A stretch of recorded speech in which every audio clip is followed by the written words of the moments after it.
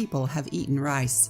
Unlike delicacies such as oysters, rice is a common staple that's known worldwide.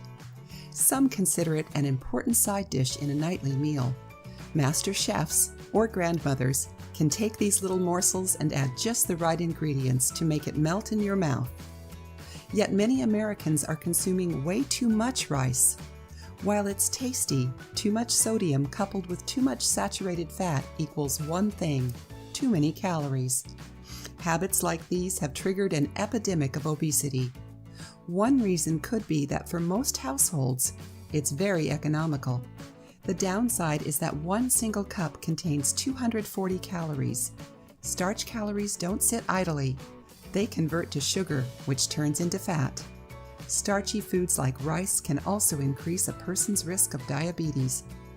In today's video, we'll head to the kitchen to try a new way to cook rice which will reduce the calories.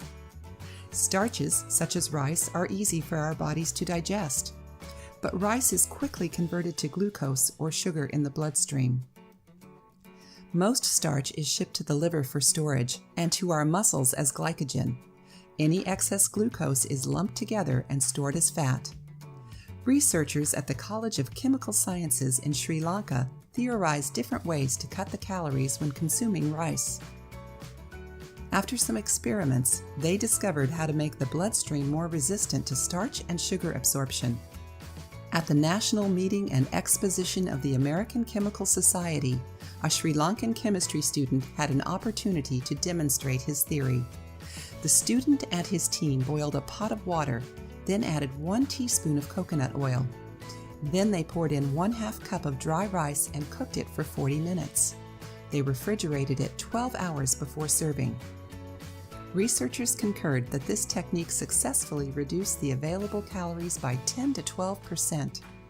The resisted starch passes undigested through the small intestines and then nourishes healthy microbes in the large intestine. This process lowers the risk of excess glucose and even increases fat burning. So how does this occur? During the cooking process, coconut oil permeates the starch granules. This causes the sugar to be resistant to digestive enzymes.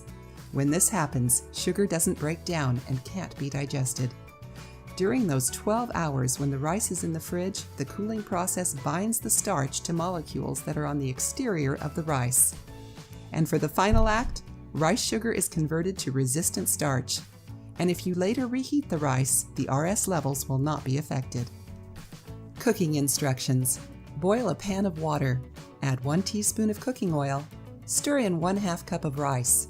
Simmer 40 minutes or until the rice is fully cooked, or boil rice 20 to 25 minutes.